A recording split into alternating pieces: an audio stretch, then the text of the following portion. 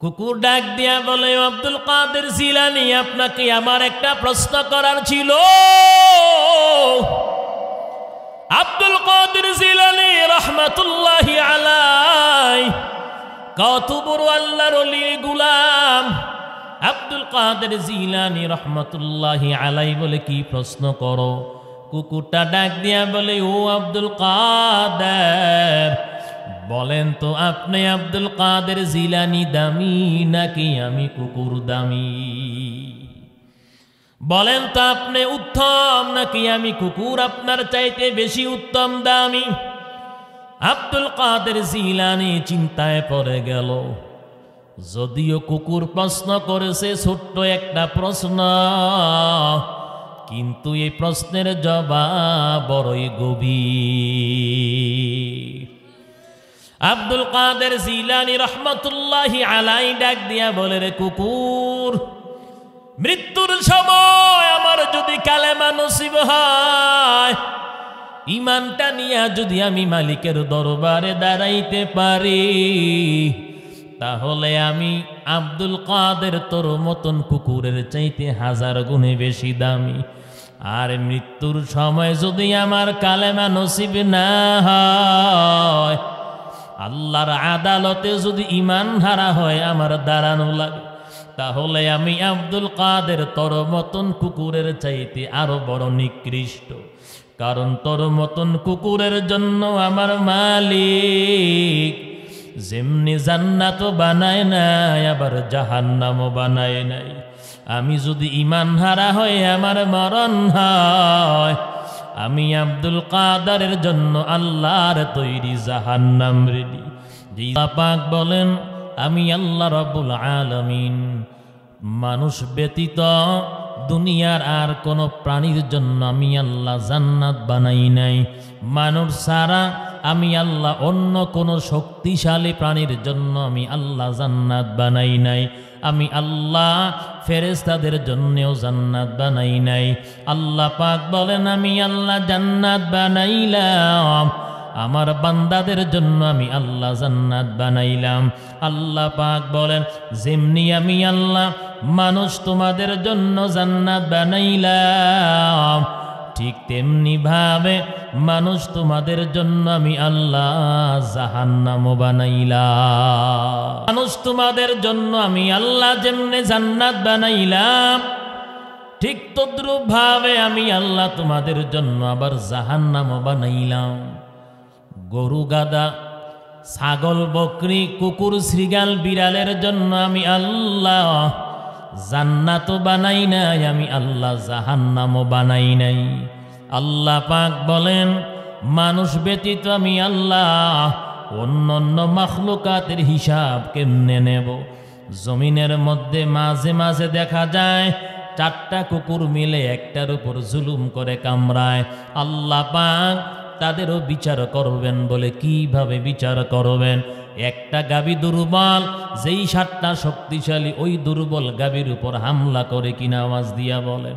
আল্লাহ পাক বলেন, এই যে অপরাধ করলো, জুলুম করল, আমি আল্লাহ তারও বিচার করব। বলে কেমনি বিচার করবেন?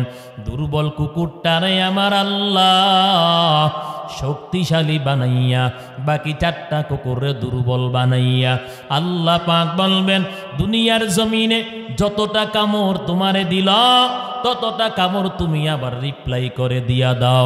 যখন দিয়া দেবে, আল্লাহ পাকের ওয়ার্ডার মাটির সাথে কুকুর নামে প্রাণীরে আবার মিশাইয়া দিবেন।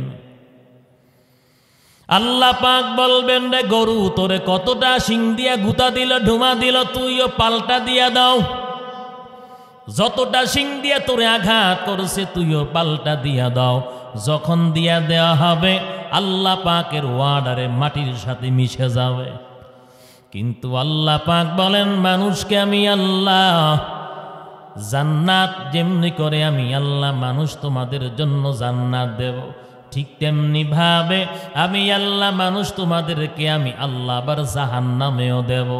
ও নবীর উম্মত, জগৎ বিখ্যাত ওলিয়ে কামেল আব্দুল কাদের জিলানী রহমাতুল্লাহি আলাইহি আব্দুল কাদের জিলানী রহমাতুল্লাহি আলাইহি উনি ওনার একটা কাজে কোথাও চলতেছেন, হাঁটতেছেন, পথের মধ্যে একটা কুকুর মানুষের মতন ডাক দিয়া বলে, ও আব্দুল কাদের জিলানী, আপনাকে আমার একটা প্রশ্ন করার ছিল গো।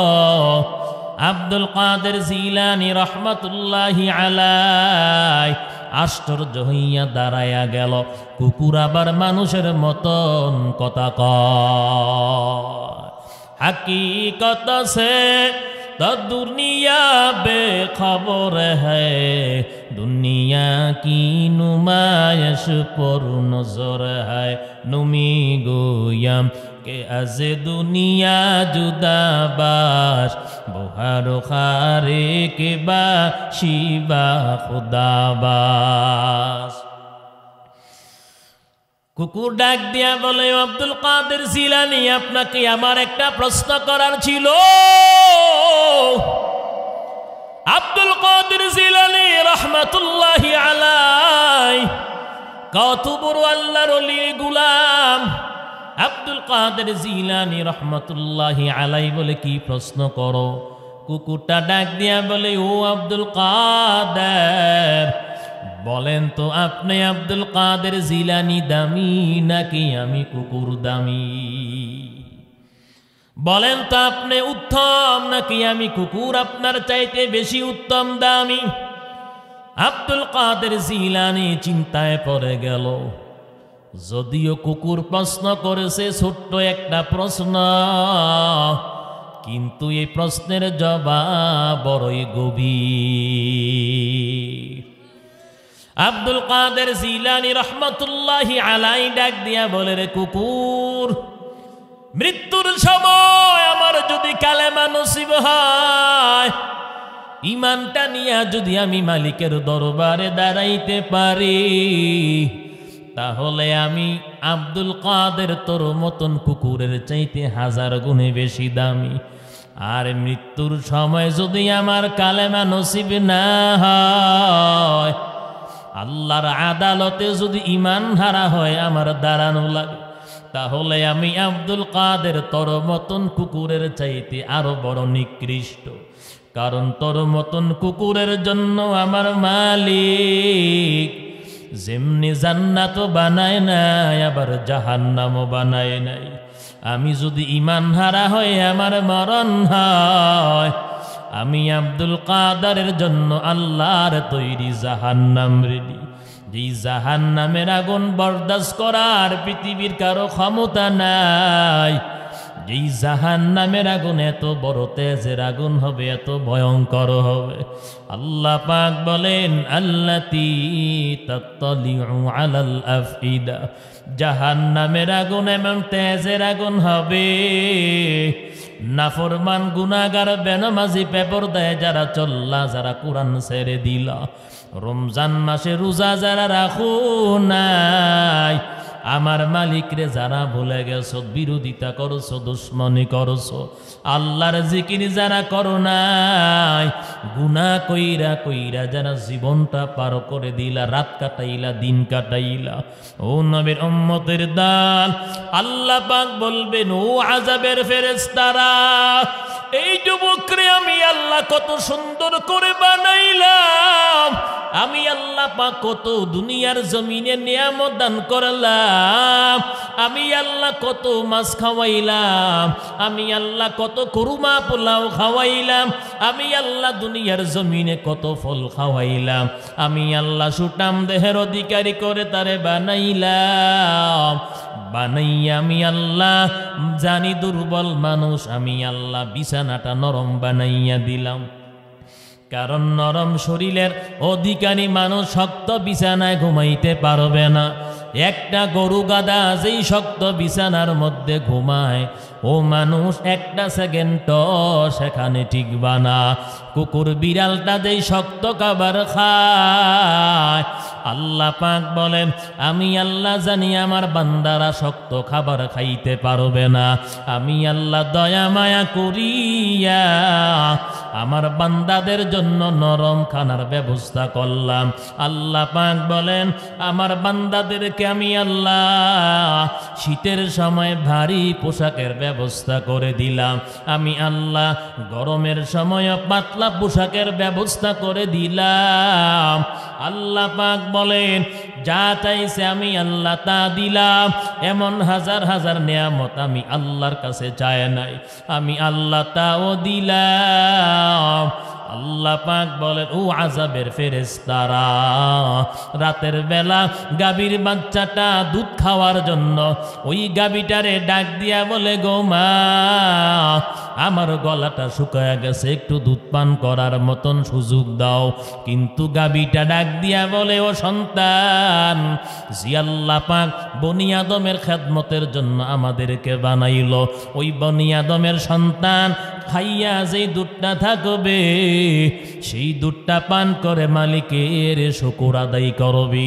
আল্লাহ পাক বলেন ও আযাবের ফেরেশতারা আমি আল্লাহ জমিনের মধ্যে এত দামি দামি পিওর নিয়ামত খাওয়াইলাম, খাইয়া আমি আল্লাহর ইবাদত যারা করে নাই, নাফরমানি যারা করছে, নাফরমানি কইরা যারা সময়টা পার করলো, রাত কাটাইয়া দিল, দিন অতিবাহিত করলো, আল্লাহ রাব্বুল আলামিন বলেন আমি আল্লাহ এবং আমার রাসূলের হুকুম অমান্য করে যারা সীমা লঙ্ঘন করলো, আল্লাহ পাক বলেন পরকালকে ভুলে গিয়ে যারা দুনিয়াকে প্রাধান্য দিল, আল্লাহ পাক বলেন ফাম্মা মান তাগা ওয়া আথারাল হায়াতাদ দুনিয়া, যারা পরকালের তুলনায় দুনিয়াকে যারা প্রাধান্য দিল, দুনিয়া কামাই করার জন্য যারা হালাল হারাম যারা তো মিস করে নাই, পাইলো আর খাইলো, ডানে এবং বামে কামাই করলো, আল্লাহ পাক বলেন ফাইন্নাল জাহিমা হিয়াল মাওয়া, মৃত্যুর পর এমন নাফরমানের ঠিকানা জাহান্নাম। আল্লাহ পাক বলবেন ও আযাবের ফেরেশতারা শরীরের চামড়াটা 42 গজ মোটা বানাইয়া দাও। আল্লাহ পাকের অর্ডার হয়ে যাবে, নাফরমান গুনাহগারের শরীরের চামড়াটা 42 গজ মোটা বানাইয়া দিবে। আমার মালিক বলবেন ও জাহান্নামের ফেরেশতারা জাহান্নামের মধ্যে নিক্ষেপ করো। আমি আল্লাহ পাক কত সুন্দর করে তারে বানাইলাম, তার মতন কত মানুষ আমি আল্লাহ প্রতিবন্ধী বানাইয়া জমিনের মধ্যে পাঠাইলাম। আল্লাহ রাব্বুল আলামিন বলেন মানুষের কাছে 10টা টাকা ভিক্ষা চাইয়া জীবনটা পার করল, আমি আল্লাহ তো তারে ওই ভিক্ষুক প্রতিবন্ধী বানাই নাই। আল্লাহ রাব্বুল আলামিন বলেন আমি আল্লাহ দয়া মায়া করিয়া কত সুন্দর করে আমি আল্লাহ বান্দারে বানাইলাম, সারাটা জীবন ভর গুনাহ এবং নাফরমানি কইরা কাটাইছে। ও আযাবের ফেরেশতারা আমি আল্লাহ পাক আজকে ছাড়ব না। আল্লাহ রাব্বুল আলামিন বলেন গায়ের চামড়াটা 42 গজ মোটা বানাইয়া দাও। আর যখন নাফরমানকে দগ্ধ আগুনের মধ্যে যখন নিক্ষেপ করা হবে, অগ্নিকুণ্ডের মধ্যে যখন নিক্ষেপ করা হবে, সাথে সাথে মোটা 42 গজ চামড়া মুহূর্তের মধ্যে পুরে বর্ষ হয়ে যাবে। ও নবীর উম্মত আল্লাহ পাক বলেন কুল্লামা নাদিজাত জুলুদুহুম বাদদালনাহুম জুলুদান গায়রাহা লিয়াযুকুল আযাব। আল্লাহ পাক বলেন এমনি চলবে আযাবের পর আযাব। ও নবীর উম্মত সাথে সাথে 42 গজ মোটা চামড়া পরে মুহূর্তের মধ্যে বর্ষ হয়ে যাবে। শুধু তাই নয়, আল্লাহ পাক বলেন আল্লাতী তাতলিউ আলাল আফইদা, এমন তেজের আগুন হবে। বলেন নাফরমান গুনাহগার বেনামাজিকে জাহান্নামের আগুনের মধ্যে নিক্ষেপ করার সাথে সাথে ওই জাহান্নামের আগুন কলিজা পর্যন্ত পৌঁছে যাবে। কলিজা টুকরা যুবক, ও দাড়ি পাকাওয়ালা বৃদ্ধ মুরব্বী বাবা, ও পর্দার অন্তরালের মা, দুনিয়ার জমিনে আগুন যদি পায়ের মধ্যে লাগলে পাওটা পুড়ে যায়, আগুন যদি হাতের মধ্যে লাগে হাতটা পুড়ে যায়, মাথার মধ্যে লাগলে মাথা পুড়ে যায়, শরীরের মধ্যে লাগলে শরীরটা পুড়ে যায়, কিন্তু হৃৎপিণ্ড পর্যন্ত পৌঁছায় না, দুনিয়ার আগুন কলিজা পর্যন্ত পৌঁছায় না। এর আগেই একটা মানুষ মৃত্যুবরণ করে, এর আগেই তো একটা মানুষ মরিয়া যায়। আর যখন দুনিয়ার জমিনে আগুনে পুরার পর, প্রচন্ড আঘাত পাওয়ার পর মানুষটা যখন মৃত্যুবরণ করে ফেলে, এরপরে যতই দগ্ধ হয় না কেন সে কিন্তু টের পায় না, কষ্ট অনুভব করে না। কিন্তু আল্লাহ পাক বলেন, আমি আল্লাহ যেমনে দুনিয়ার জমিনে নেয়ামত খাওয়াইলাম, লালন পালন করে বড় করলাম, আল্লাহ পাক বলেন নাফরমানি কইরা যদি অন্ধকার কবরে আসো, আমি আল্লাহ রাব্বুল আলামিন এমন ভাবে জাহান্নামের আগুন দিয়া দগ্ধ করব। আল্লাহ পাক বলেন, দুনিয়ার মতন আগুনে পড়লে তুমি মরবা না রে যুবক, দুনিয়ার জমিনে বড় আঘাত পাইলে মানুষ মরিয়া যায়। আল্লাহ পাক বলেন, লা ইয়ামুতু ফিহা ওয়ালা ইয়াহইয়া। আল্লাহ পাক বলেন, ও জাহান্নামীরা, জাহান্নামের আযাব ভোগ করিয়া তোমরা সেখানে মরবা না, আবার বাঁচার মতনও বাঁচবা না। ও নবীর উম্মত, আল্লাহ রাব্বুল আলামিন বলেন, জাহান্নামের মধ্যে জাহান্নামীদেরকে যখন শাস্তি দেওয়া হবে, দুনিয়ার জমিনে যারা হারাম খাইলো, সুদ খাইলো, ঘুষ খাইলো, যখন একজন হারামখোর, সুদখোর, ঘুষখোরকে যখন বড় একটা রক্তের সমুদ্রের মধ্যে যখন তারে নিক্ষেপ করা হবে, রক্তের সমুদ্র বলে সে বাঁচার জন্য সাঁতরাইয়া একটা তীরের মধ্যে যখন যাবে, আযাবের ফেরেশতা বড় একটা পাথর দিয়া তার মাথাটা উপরে যখন নিক্ষেপ করবে, সাথে সাথে মাথাটা চূর্ণ বিচূর্ণ হয়ে যাবে, মুহূর্তের মধ্যে আবার তার মাথাটা পরিপূর্ণ হয়ে যাবে। আবার বাঁচার জন্য সাঁতরাইতে সাঁতরাইতে সমুদ্রে আরেক তীরের মধ্যে গিয়া যাবে, হাজির হয়ে যাবে বাঁচার জন্য। ওই জ্ঞান দিক দিয়া আরেকজন আযাবের ফেরেশতারা তার মাথার মধ্যে বড় একটা পাথর নিক্ষেপ করবে। এইভাবে আল্লাহ পাক বলেন চলবে আযাবের পর আযাব। ও নবীর উম্মত, আল্লাহ রাব্বুল আলামিন বলেন, যতই আযাব জাহান্নামের মধ্যে দেওয়া হবে না কেন, জাহান্নামীরা জাহান্নামের ভিতরে মরবে না, নিজের দুই চোখে দেখতে পারবে আযাব এবং নিজেরা অনুভব করবে জাহান্নামের আযাবের যন্ত্রণা। জাহান্নামের আযাবের যন্ত্রণা নিজেরা অনুভব করবে। দুনিয়ার জমিনে দেখেন না, একটা অপারেশনের রোগীকে যখন অপারেশনের থিয়েটারে নিয়ে যায়, পা যদি অপারেশন করে এমন একটা মেডিসিন ঢুকাইয়া দেয়, নিজের চোখে দেখার পরে অনুভব করতে পারে না কষ্ট, যন্ত্রণা, যাতনা। কথা কোন ঠিক না বেটি? আল্লাহ পাক বলেন বিষয়টা এমন না, নিজের চোখে দেখবে এবং যন্ত্রণা অনুভব করবে। ও নবীর উম্মত, এই জন্য মায়ান নবী, রহমতের নবী, সারওয়ার দু আলম নবী হাদিসের মধ্যে বয়ান করেন, লা তাদখুলুল জান্নাতা মান্নানু ওয়ালা আকু ওয়ালা মুদমিনু খামার। আল্লাহ নবী বলেন, তিনজন ব্যক্তি আল্লাহর তৈরি জান্নাতে যেতে পারবে না। তিন প্রকার মানুষ আল্লাহর তৈরি জান্নাত পাবে না। এর মধ্যে এক প্রকার মানুষ হলো যারা দুনিয়ার জমিনে মদ পান করে।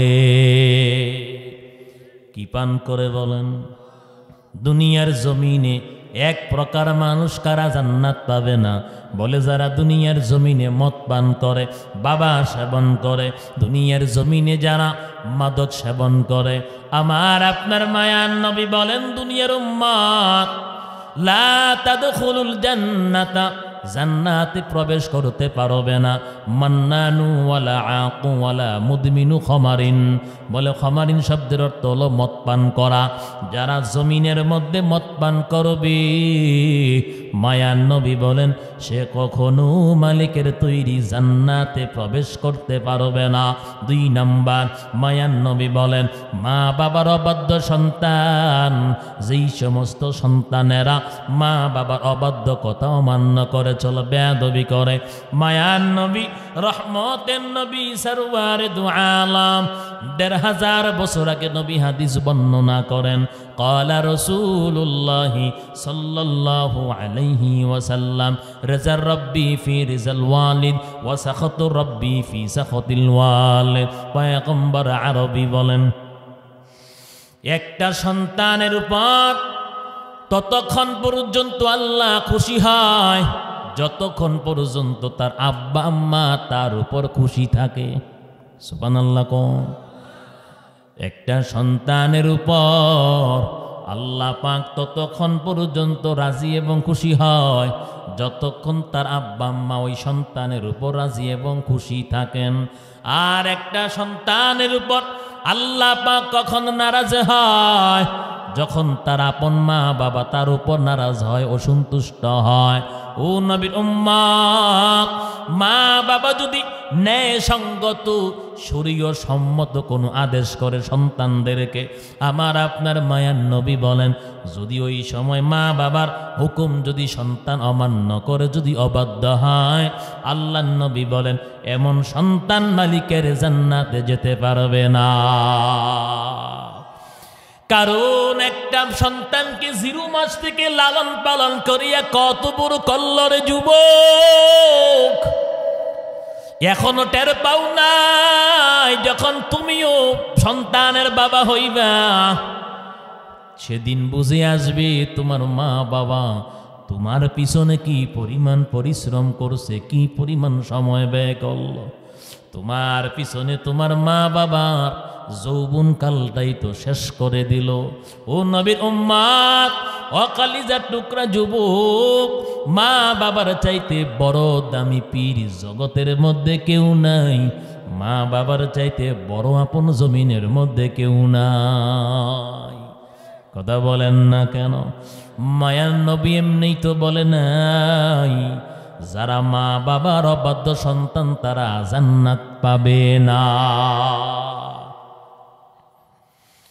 আমার আপনার মায়ার নবী রহমতের নবী সরওয়ারে দু আলম নবী বলেন মা বাবা যদি মুশরিকা হয় সন্তানের উপর ওয়াজিব ওই মুশরিকা মা বাবার ভরণ পোষণের দায়িত্ব পালন করা। আমার আপনার নবী বলেন মা বাবা যদি পাগল এবং ছাগল হয়, এর উপরও কোনো সন্তান মা বাবার সাথে বেয়াদবি করতে পারবে না, চোখ রাঙাইয়া ধমক দিয়ে আব্বা আম্মার সাথে ব্যবহার করতে পারবে না।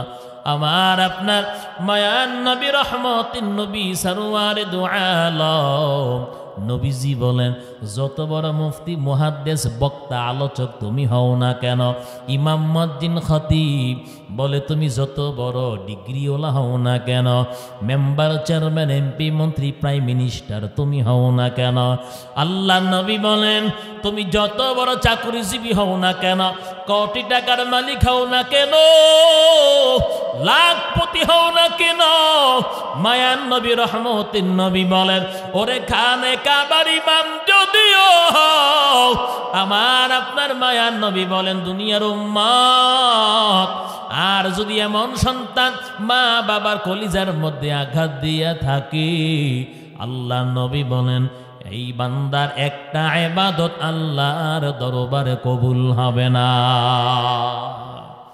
যারা মা বাবার সাথে বেয়াদবি করছেন আল্লাহর কসম করে বলি দুনিয়া ধ্বংস আখিরাতও কিন্তু ধ্বংস। মা বাবার সাথে জীবনও বেয়াদবি করবেন না। এই কলিজার টুকরা যুবক ও কিশোর ভাই, জীবনে কয়েকটা জায়গার মধ্যে কোনোদিন বেয়াদবি করবেন না, তাহলে দেখবেন ইহকাল পরকাল সব নষ্ট হয়ে যাবে, সব ধ্বংস হয়ে যাবে। 1 নাম্বার আল্লাহ এবং তার রাসূলের শানে কোনোদিন বেয়াদবি করবেন না। 2 নাম্বার মা বাবার শানে কোনোদিন বেয়াদবি করবেন না। এবং তাদের সমবয়সী মুরব্বীদের শানে। 3 নাম্বার, উস্তাদ শিক্ষক তাদের শানে জীবনও কোনো দিন বেয়াদবি করবেন না।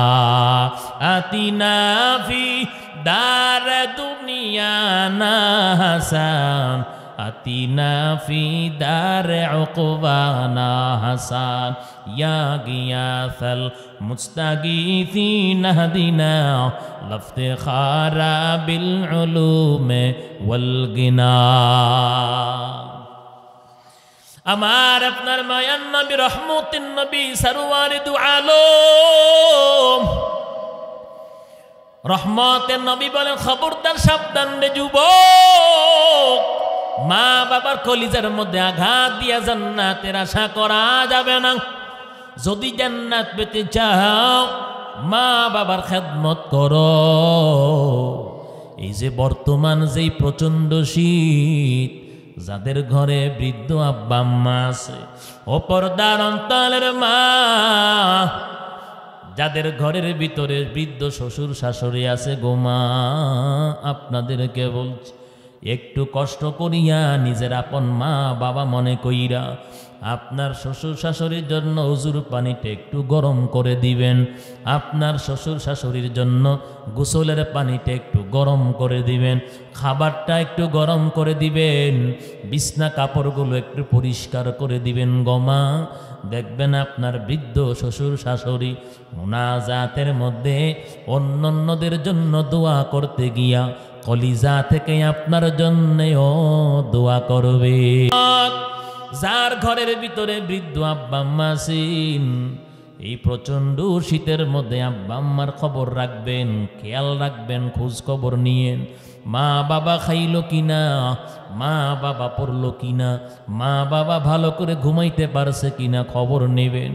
যদি আপনি আপনার মা বাবার খেদমত করেন, আল্লাহ আপনারে তো ছেলের বাবা বানাইল, আপনিও যখন শ্বশুর শাশুড়ি হইবেন, আপনার ছেলের সব বউ যখন আপনার ঘরের ভিতরে আসবে, আপনার পুত্রবধূ যখন আপনার ঘরে আসবে, একটা সময় কিন্তু আপনিও মুরব্বী হয়ে যাবেন, আপনি কিন্তু শ্বশুর হয়ে যাবেন।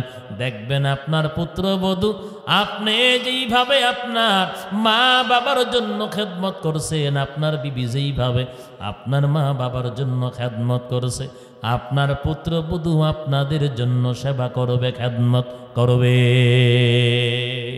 খেদমতে মা দর পে দর কুন সুবহ শাম, তাকে বাসি দরুদ আলম নে কুনা। খেদমতে মা দর পে দর কুন খিতিয়ার, তাকে বাসি দরুদ আলম বখতিয়ার।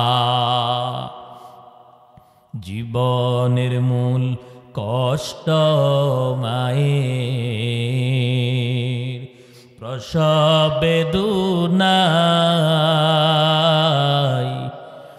সাত আসমান সাত জমিন তখন মায়েরই মাথায়। চলবে নাকি?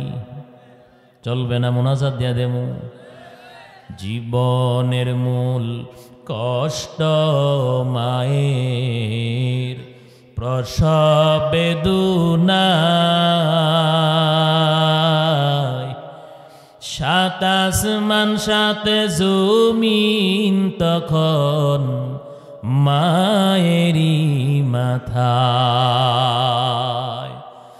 এমন মাকে কেমনে আজি, এমন মাকে কেমনে আজি যাব আমি ভুলিয়া। ও আমার প্রাণের মা, মা গো মা, কোথায় গেলে মোরে ছাড়িয়া। জনম দুঃখী এতিমামি, চাই না কেহ ফিরিয়া। আমি যখন ছিলাম আমার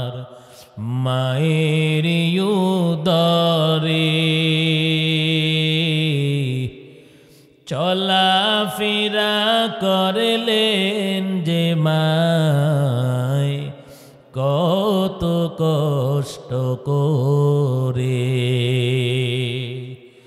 আমি যখন ছিলাম আমার মায়ের উদরে,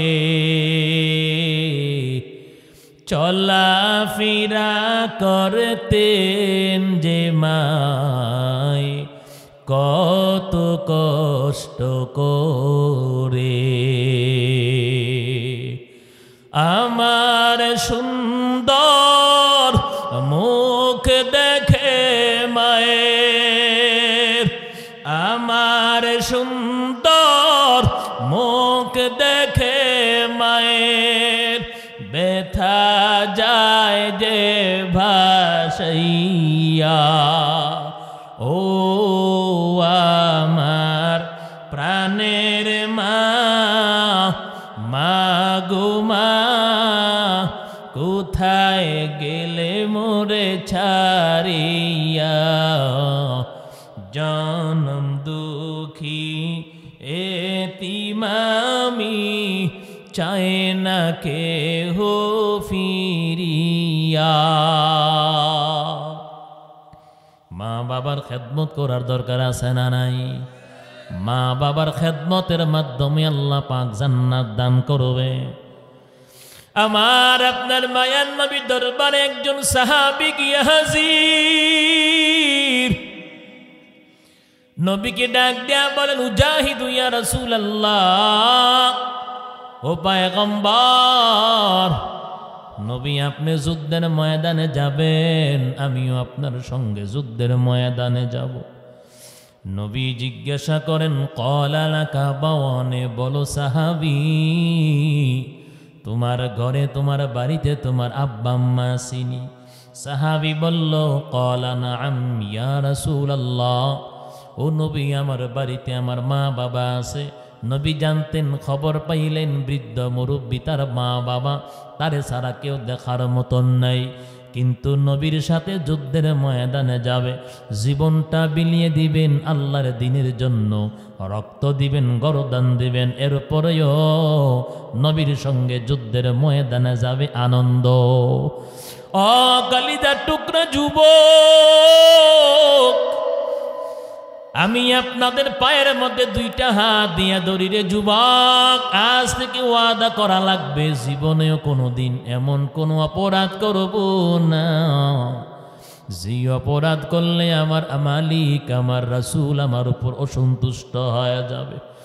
আজ থেকে জীবনে এমন কোনো অপকর্ম করব না যে অপকর্ম করিয়া যদি মৃত্যুবরণ করিয়া আমার যদি মরণ হয়, এই অপকর্মের কারণে না জানি আমার জাহান্নামে যাওয়া লাগে। এমন কোনো অপকর্ম, এমন কোনো অপরাধ করব না যে অপরাধের কারণে আমার জীবনের সমস্ত আমল বরবাদ হয়ে যাবে, ধ্বংস হয়ে যাবে। এমন কোনো অপরাধ করব না যে অপরাধ করলে মুরব্বীদের কাছ থেকে বদদুয়া নিতে হয়। মা বাবা আমারে বদদুয়া দিবি, মুরব্বীরা আমারে বদদুয়া দিবে, বড় ভাইরা আমারে অভিশাপ দেবে। এমন কোনো অন্যায়, এমন কোনো অপরাধ করব না রে যুবক যেই অপরাধ করলে আমার মায়ার নবী আমাদের উপর অসন্তুষ্ট হয়ে যাবে, যেই অপরাধ করার কারণে আসরের ময়দানে নবী আমার আপনার দিকে ফিরেও তাকাবে না। এমন কোনো অপরাধ করা যাবে না, এমন কোনো অন্যায় করা যাবে না। আজকে আমি আর আপনি দুনিয়ার পাগল হইয়া মন যা চায় তাই করে বেড়াই, কিন্তু নবীর সাহাবীরা নবীর জন্য জীবন দেয়, ইসলামের জন্য জীবন দেয়, কোরআনের জন্য জীবন দেয়, এই জমিনের মধ্যে ইসলাম প্রতিষ্ঠিত করতে গিয়া রক্ত দেয়। আর আপনি আমি, আল্লাহ তো আপনারে আমারে যুবক বানাইলো, আল্লাহ পাক তো আপনারে আমারে যুবক বানাইলো। ও নবীর উম্মত, যৌবনকালটা আগামীকাল থেকে আর জীবনে একটা গুনাহ করব না। যৌবনকালটা যদি আমরা আমল করে কাটাইতে পারি, নামাজ পড়ে যদি কাটাইতে পারি, রোজার মাধ্যমে কোরআন পইরা যদি যৌবনকালটা পার করতে পারি, এমন এক শ্রেণীর নওজোয়ান যুবককে আল্লাহ পাক বিনা হিসাবে জান্নাতের মালিক বানাইয়া দিবে। নবীর প্রিয় সাহাবী ওই যুবক ডাক দিয়া বলে, পয়গম্বর আমার বাড়িতে আমার মা বাবা আছে। নবী বলেন, ক্বালা ফাফিহিমা ফাজাহিদ, যাও সাহাবী বাড়িতে চলে যাও, মা বাবা দুইজনের মধ্যে জিহাদ করো। এর ব্যাখ্যায় মুফাসসিরিন কিরাম বলেন, আব্বা আম্মা দুইজনের খেদমত করো। খেদমতে মা দর পে দর কুন সুবহ শাম, তাকে বাসি দরুদ আলম নে কুনা। বলেন তো পীরের খেদমত করবেন না মা বাবার খেদমত করবেন? কথা বলেন না কেন? এই জমিনের মধ্যে সবচাইতে বড় পীর আমার আপনার মা এবং বাবা। কথা বলেন ঠিক না বেটি? হাদিয়া যদি দেওয়া লাগে, কোনো কিছু যদি খাওয়াইতে হয়, পীরের দরবারে নেব না। কোনো কিছু যদি দেওয়া লাগে হাদিয়া অথবা খানা, আল্লাহর কসম নিজের আপন মা বাবারে হাদিয়া দিবেন, নিজের আপন মা বাবারে গরুর গোশত কিন্না খাওয়াইবেন। ও নবীর উম্মত, মা বাবার নেক দুয়া যেমনি সন্তানের জন্য কবুল হয়, মা বাবার সামনে যদি বেয়াদবি করেন, ঠিক তেমনি ভাবে মা বাবার বদদুয়া কিন্তু কবুল হয়। আমার আপনার মায়ার নবীর প্রিয় একজন সাহাবী হযরত আবু হুরায়রা রাদিয়াল্লাহু তাআলা আনহু, নবীর দরবারে আবু হুরায়রা গিয়া হাজির। আল্লাহ নবীকে ডাক দেয়া বলেন, পয়গম্বর, প্রতিনিয়ত আমার মা আপনার দরবার থেকে বাড়িতে গেলে আমারে বকা দেয়, আমারে গালমন্দ করে গো নবী। গতকালকে আপনার দরবার ছেড়ে যাইতে একটু দেরি হওয়ার কারণে আমার মা আমারে বকা দিছে নবী, আপনারেও গালি দিছে। আবু হুরায়রা নবীর দরবারে কান্দে আর কয়, নবী আমারে বকা দেয় কোনো অসুবিধা নাই, কিন্তু আমার সামনে নবী আপনার যদি কেউ বকা দেয় কলিজা মানাইতে পারি না। এই জমিনের মধ্যে নবীর কত মিথ্যা আশেকের দাবিদার, বড় বড় সাইনবোর্ড লেখে পেটের ধান্দা করে নবীর বড় আশেক। কথা কোন ঠিক না বেটি? আল্লাহর কসম, সাহাবায়ে কারাম দুনিয়ার জমিন থেকে চলে গেলেন, নবীর প্রতি এশক ভালোবাসাও খতম হয়ে গেল। কথা কোন ঠিক না বেটি? সাহাবায়ে কারাম ছিলেন সত্যিকারের আশেক। আর এই দুনিয়ার জমিনে যারা সাইনবোর্ড লাগাইয়া আশেক প্রচার প্রসার করে, আল্লাহর কসম ওরা নবীর আশেক না, আশেকে শয়তান। কথা ঠিক না বেঠে? 11 মাস নাকের মধ্যে তুল্লা গয়া আশেকে রাসূল ঘুমায়। 12 রবিউল আউয়াল মাস আইলে হালুয়া রুটি খাওয়ার জন্য, ধান্দা করার জন্য আশেকে রাসূল রাজধানী গরম করে স্লোগান দেয়। যেই মায়ার নবী 63 বছর আন্দোলন করলো বাদ্যযন্ত্রের বিরুদ্ধে, ওই নবীর কতটা কথিত আশেকে রাসূল নবীর ঈদ মিলাদুন নবী পালন করে বাদ্যযন্ত্র বাজাইয়া চিল্লায়া বলেন নাউজুবিল্লাহ। সাহাবাই কারাম ছিলেন সত্যিকারের আশেক। আবু হুরায়রা বলেন, পয়গম্বর, নবী আমারে প্রতিদিন আমার মা বকা দেয়, আমার কলিজার মধ্যে কোনো কষ্ট নাই, কিন্তু নবী আপনারে যদি বকা দেয় নবী একটা মুহূর্তের জন্য বরদাস্ত করতে পারি না। আবু হুরায়রা চোখ থেকে পানি ছেড়ে নবীর সামনে দাঁড়াইয়া কান্না করে, কেন নবীরে আবু হুরায়রার মা বকা দিল? আবু হুরায়রা মুসলমান, আবু হুরায়রার মা মুশরিকা, কিন্তু এরপর মায়ের সাথে বেয়াদবি করেন আবু হুরায়রা, কারণ ইসলাম ধর্ম এত সুন্দর একটা ধর্ম, ইসলাম ধর্মের চাইতে অন্য কোন ধর্মের মধ্যে এত শান্তি নাই। আমার আপনার মায়ার নবী ডাক দিয়া বলেন, আবু হুরায়রা, তুমি কি তোমার মায়ের বিরুদ্ধে আমার কাছে নালিশ করো? আবু হুরায়রা কয়, ইয়া রাসূলুল্লাহ, ইয়া হাবিবাল্লাহ, ও পয়গম্বর, আমার মায়ের বিরুদ্ধে আমি আপনার কাছে নালিশ করি না। দেখেন মা মুশরিকা নবীরে গালি দিছে, এর উপর নবী প্রশ্ন করে আবু হুরায়রা তুমি কি তোমার মায়ের বিরুদ্ধে আমার কাছে নালিশ করো নাকি? প্রশ্ন করছে আবু হুরায়রাকে। চিন্তা করেন, মা তো মা, যদি কাফের হয় নবী কয় তোমার মা, যদি মুশরিকা হয় নবী কয় তোমার মা, যদি বেদুইন হয় নবী কয় তোমার মা। মারে সারা জীবন মাথার উপরে উঠাইয়া রাখবা। মা তো মাই, মায়ের ঋণ দুনিয়ার জমিনে কেউ পরিশোধ করতে পারে না। ওরে গায়ের চামড়া দিয়া যদি মা বাবারে জুতা বানাইয়া দাও, ও কলিজা টুকরা যুবক, এখানে অনেকে আছেন অল্প বয়সে মা হারাইলো, বাবা হারাইলো। এখানে অনেকে তিমি সন্তান আছেন যার মা আছে বাবা নাই, অথবা বাবা আছে মা নাই। আছে না নাই? ওই সন্তান বোঝে মা হারানোর ব্যথা, ওই সন্তানটা বুঝে বাবা হারানোর ব্যথা। তার ব্যথা অন্য কোনো বন্ধু বান্ধব বুঝে না। আবু হুরায়রা বলেন নবী আমি আমার মায়ের বিরুদ্ধে আপনার কাছে নালিশ করি না। পয়গম্বর আরবি বলেন তাহলে বলো। আবু হুরায়রা কয় ইয়া রাসূলুল্লাহ আপনি যদি আমার মায়ের জন্য একটু হেদায়েতের দোয়া করেন, অবশ্যই আপনার দোয়া আল্লাহ পাক কবুল করবেন, আর আমার মাকে আল্লাহ ইসলামের জন্য কবুল করে নিবে। আর আমার আপনার মায়ের নবী আবু হুরায়রার মায়ের জন্য আল্লাহর কাছে দোয়া করতেছেন, আর আবু হুরায়রা বাড়ির দিকে দিল দৌড়। সাহাবারা আবু হুরায়রাকে টেনে ধরল, জামার মধ্যে টেনে ধরল, আবু হুরায়রা জামা ছিঁড়ে দিল দৌড়।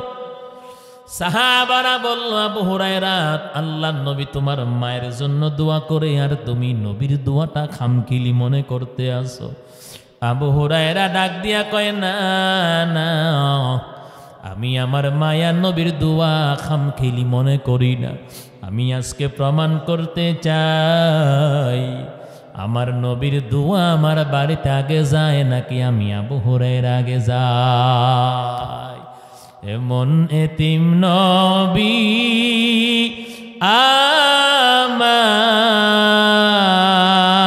আমার, পিতা মাতা নাই যে তাহার।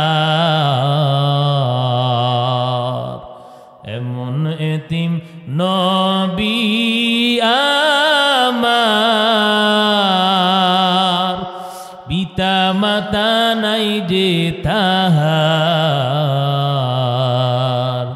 তারপরেও কত মারা মারলো তারে দুশ্মনে, নবী বিনে কে তরাবে ফুল সিরাত মিজানে। নবী বিনে কে তরাবে ফুল সিরাত মিজানে।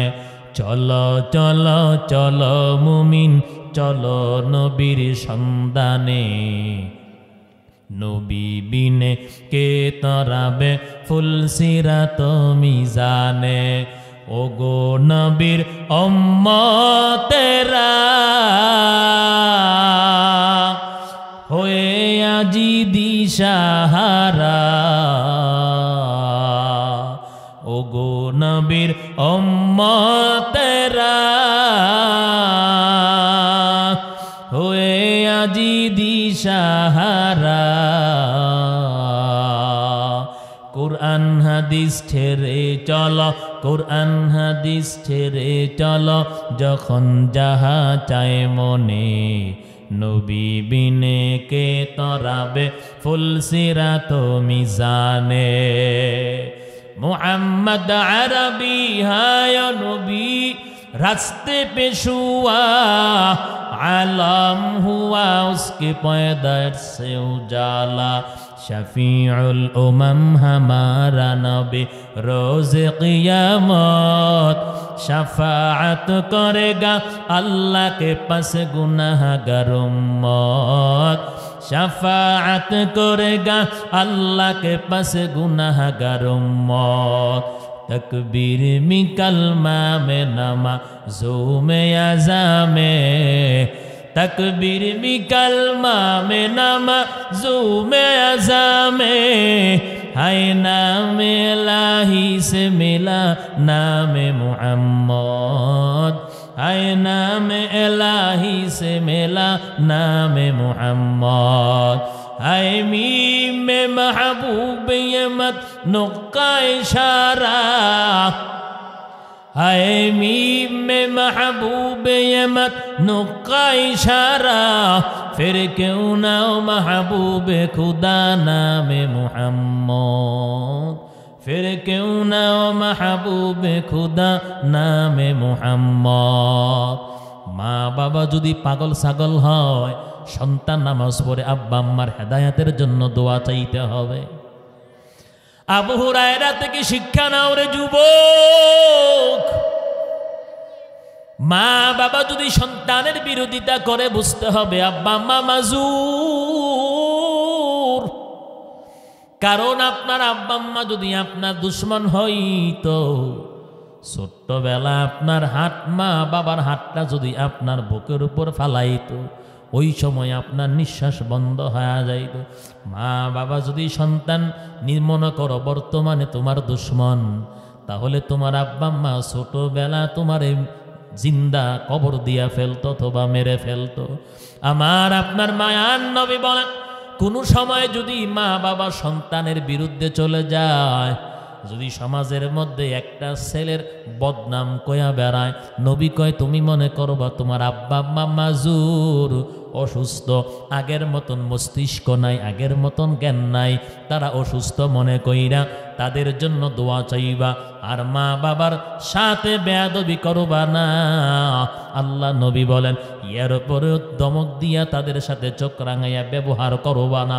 ও নবীর উম্মত, মায়ার নবী বলেন যাদের আব্বা আম্মা দুনিয়ার জমিনে নাই, রহমতাল লিল আলামিন নবী বলেন প্রতি জুমার দিন শুক্রবার জুমার নামাজের পর সন্তান তোমার দায়িত্ব হলো মা বাবার কবরটা জিয়ারত করা, তাদের জন্য হাদিয়া পৌঁছানো, তাদের জন্য দোয়া করা। আবু হুরায়রা রাদিয়াল্লাহু তাআলা আনহু মায়ের জন্য দোয়া চাইলেন বিশ্ব নবীর কাছে, এরপরও মায়ের সামনে বেয়াদবি করে নাই। এবার আবু হুরায়রা রাদিয়াল্লাহু তাআলা আনহু বাড়ির দরজার সামনে গিয়া হাজির হয়ে গেল, দরজার মধ্যে নক করল। অন্যান্য দিন যদি জানতো আবু হুরায়রার মা আবু হুরায়রা গালমন্দ শুরু কইরা দিত দরজা খোলার আগেই। আজকে যখন আবু হুরায়রা দরজার মধ্যে নক করল, নরম সুরে মা কয় আবু হুরায়রা তুমি আসছো নাকি?